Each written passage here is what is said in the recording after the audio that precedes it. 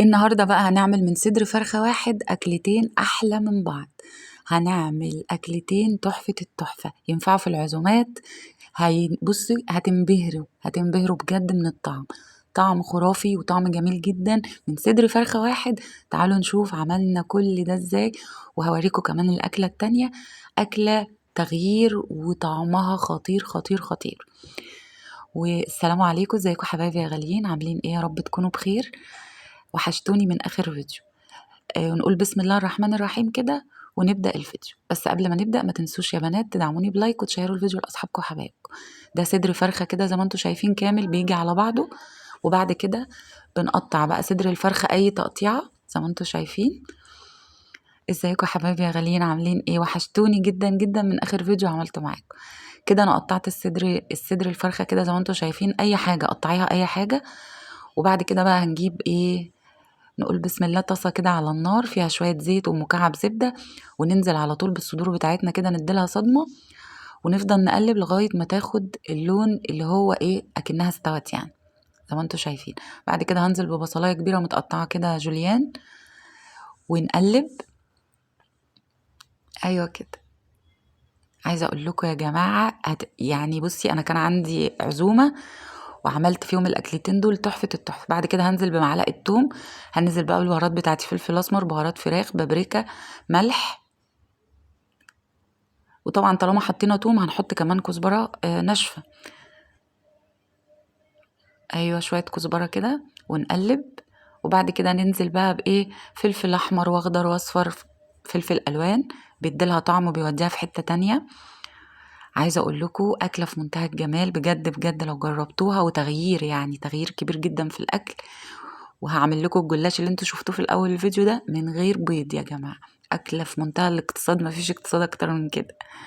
هناخد بقى شوية يعني ناخد في طبق صغير كده كبشتين فراخ، هنجيب هنا معلقتين زبادي، ومعلقة وكوباية إلا ربع سمنة على زيت، وبعد كده معلقة كبيرة بيكنج باودر وملح وفلفل، ونقلب الخليط ده كويس جدا. هو ده التسقية اللي هنسقي بيها الجلاش. هنجيب بقى لفة جلاش نص كيلو، ماشي؟ مهم جدا الموضوع ده. خلاص ونفردها كده. هندهن بس الطبقة الأولانية بس، ونجيب بقى الخليط بتاعنا اللي هو بتاع الفراخ. عايزه اقول لكم الحشوه دي مميزه جدا ممكن تضيفي لها جبنه، ممكن تضيفي زيتون، يعني بصي حطي فيها اللي انت عايزاه، بتبقى جميله جدا. بس هنا انا استكفيت بالفراخ كفايه قوي.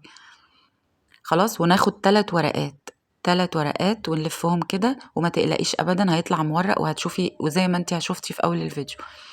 ونجيب بقى صينيه مدهونه زبده ونحط فيها الجلاش بعد ما لفينا كده، ونكرر بقى العمليه. ندهن بس الطبقه اللي فوق، وحاطين زي ما انتوا شايفين لفة الجلاش فوق بعضها كده، وندهن الطبقة اللي فوق ونحط الحشوة بتاعتنا ونلف كده رول.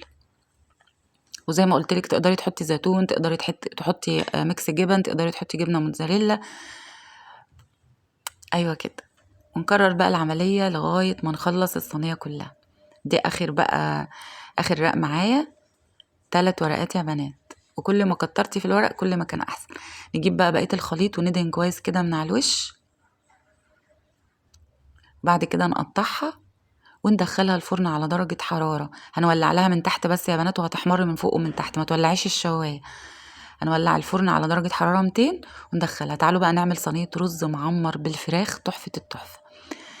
انا دهنت الطاجن بتاعي زبدة، ونزلت بالفراخ، وبعد كده نزلت ب3 كوبايات رز، وبعد كده نزلت بقشطة وقلبتهم كويس، وبعدين نزلت بالملح والسكر، معلقة ملح صغننة ومعلقة سكر صغننة وفلفل اسمر وملح، بس كده. هنزل بكيلو لبن، ولا مغلي ولا اي حاجه، هو يدخل الفرن هيغلي مع بعض. وبعد كده نقلب وندوق الحدق ونظبط الحدق. بعد كده هنزل بكوبايتين زبادي، انا كنت نسيت الزبادي اصلا، المفروض يتقلب في الرز في الاول، بس انا هنا افتكرتهم وقلت مش مشكله هحطهم. وبعد كده هنزل بالقشطه، قطع قشطه صغنططه كده على الوش. وبعد ما يخرج من الفرن زي ما انتم عارفين ومتعودين بنخرم له كده بالمعلقه وندهنه سمنه بلدي. شايفين شكل الجلاش وشايفين شكل الرز المعمر، تحفه التحفه. وبتقطعي بقى 3 كده وتحطيه في الطبق في التقديم، هيشرفك في العزومات، وحاجه اقتصاديه جدا جدا. وشايفين شكله من غير بيض وطلع تحفه التحفه، مقرمش من بره وجوسي وطري جدا من جوه. حاجه كده يا بنات في منتهى الجمال والروعه، جميل جدا جدا جدا. لو عملتيه في اي عزومة هيشرفك بجد بجد. والرز المعمر ده في حتة تانية، طعمه خطير. عايزة اقول لكم الرز المعمر اتنسف والجلاش اتنسف من كتر حلاوته وطعمته. عايزه اوريكم بقيه اكل العزومه، هوريه لكم دلوقتي، بس كنت عايزه اوريكم شكل الرز مفلفل وطعمه حلو جدا. جربوا يا جماعه بجد بجد بجد، جربوا طريقه الجلاش دي من غير بيض، طعمه جميل جدا وحشوه مميزه جدا واقتصاديه جدا جدا. مفيش اجمل ولا اسهل من كده. بصوا شكله وحلاوته وجماله. حلاوتك يا جمالك، خليك للحلوين ايه. عايزه اوريكم شكل السفره برضو في الاخر. انا عملت محشي كرنب وعملت محشي كوسه ومحشي بتنجان وعملت فراخ وعملت صينيه الرز المعمر وعملت الجلاش. يا رب الفيديو يكون عجبكم. لو عجبك الفيديو ما تنسيش تدعميني بلايك وتشيروا الفيديو لاصحابكم وحبايبكم. بحبكم قوي. باي باي.